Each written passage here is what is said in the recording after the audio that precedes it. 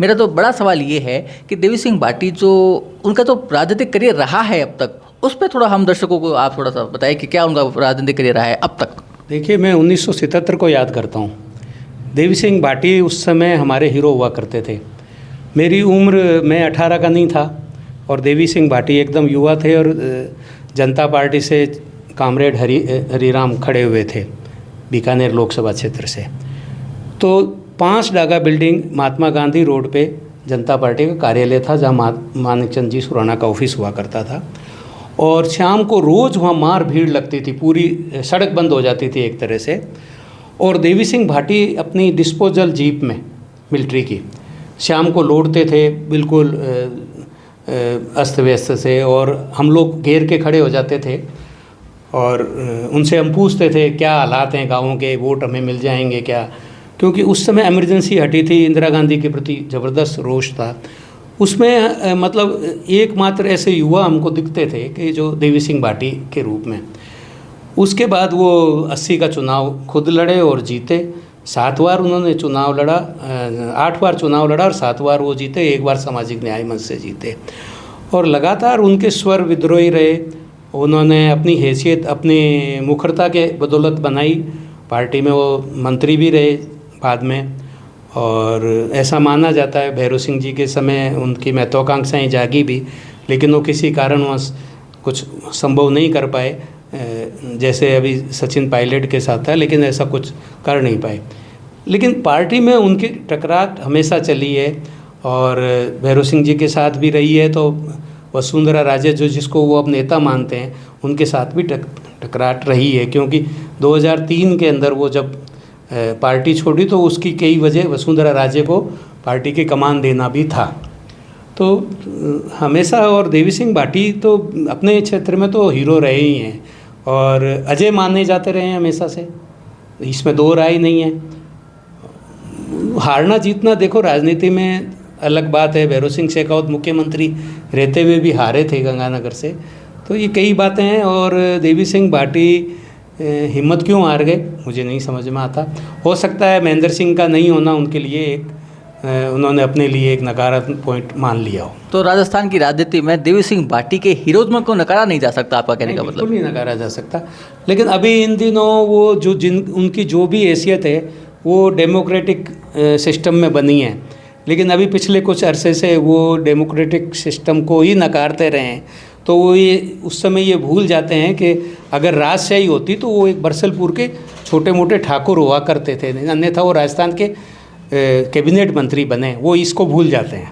Sir 7 बार के वो विधायक रहे, इतना बड़ा राजनीतिक करियर रहा, कोई ना कोई तो कारण रहा होगा, कोई ना कोई तो कमियां रही होगी उनके अंदर भी, जिस वजह से वो सिर्फ नाम के अलावा और कुछ नहीं कमा पाए। देखिए, काम भी उनका कोई दिखता नहीं है। जैसे राजस्थान के संदर्भ में मैं बात करूं तो नागौर लोकसभा क्षेत्र में सबसे पिछड़ा माना जाता है, क्योंकि नाथूराम जी ने वहाँ कुछ नहीं किया। और उसी तरह विधानसभा क्षेत्र की बात करें तो कोलायत सबसे पिछड़े विधानसभा क्षेत्रों में आज भी है। अभी कुछ थोड़ा बहुत भले ही काम हुआ हो। देवी सिंह भाटी के पास मुझे नहीं लगता डेवलपमेंट को लेकर कोई विजन कभी रहा हो या इच्छा शक्ति रही हो। अन्यथा जो राष्ट्रीय स्तर पे कोलायत जैसा तीर्थ स्थल है और सालाना वहाँ मेला बहुत बड़ा भरता है और पुष्कर की तरह इसको नामी कर सकते थे। और कोलायत के अंदर जो अवैध खनन है, कोलायत के अंदर जो आगोर ख़त्म हो रही है तालाबों की, मैं नहीं मानता हूँ कि देवी सिंह भाटी अगर चाहते तो अवैध खनन रुक नहीं सकता था, ऐसा नहीं होता। इतनी बड़ी इंडस्ट्री वहाँ पे डेवलप हो सकती थी, चाइना क्ले, वॉल क्ले की 2 माइंस है वहाँ पे। नहीं, अभी जो सारी ट्रक और ट्रेनें भर भर के क्ले यहाँ से जाती है, उसका दोहन यहीं क्यों नहीं होना चाहिए था? देवी सिंह भाटी ने ऐसी कभी कोशिश नहीं की। लगता नहीं है देवी सिंह भाटी ने कोलायत बीकानेर के अगर 6 या 7 विधानसभा क्षेत्र माने तो 6-7 विधानसभा क्षेत्रों में सबसे पिछड़ा कोलायत है। बावजूद इसके कि देवी सिंह भाटी चाहते और अपना सामंजस्य बिठाते अन्य मंत्रियों से और मुख्यमंत्री से, तो कोलायत के लिए बहुत कुछ कर सकते थे। और वैसी स्थिति में देवी सिंह भाटी को हराना लगभग असंभव होता। सर ये तो विधानसभा क्षेत्र की बात हुई, इनका जो राजनीतिक करियर तो स्टेट पॉलिटिक्स में जो उनका करियर रहा है वो भी धीरे धीरे डाउनफॉल पे आता रहा है, इसका क्या कारण था? नहीं, देखिए, उन्होंने अपनी चर्चा बनाई थी एक IAS को थप्पड़ मार के, उसके बाद उनकी छवि नेगेटिव हो गई। तो मुख्यमंत्री भी सहमने लगे, क्योंकि मुख्यमंत्री को आखिर ब्यूरोक्रेसी के साथ सहयोग से ही काम करना होता है। ऐसी स्थिति में अगर आप पे भरोसा ना हो ब्यूरोक्रेट्स का, तो आप सरकार और राज चला नहीं सकते हैं। तो देवी सिंह भाटी की शुरुआत भी गड़बड़ रही, और जब वो विपक्ष में थे, जगन्नाथ पहाड़िया मुख्यमंत्री थे, तो यहाँ बीकानेर में एक गैंगरेप हुआ था छावनी क्षेत्र में, और उस दलित महिला की मौत हो गई थी। तो उसमें वो एक पट्टी लगा के और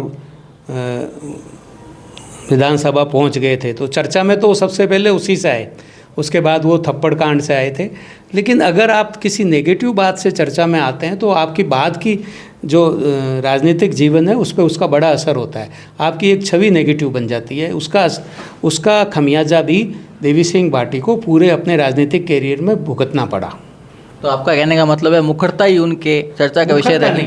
मुखरता होना गलत बात नहीं है, एरोगेंसी होना गलत बात है।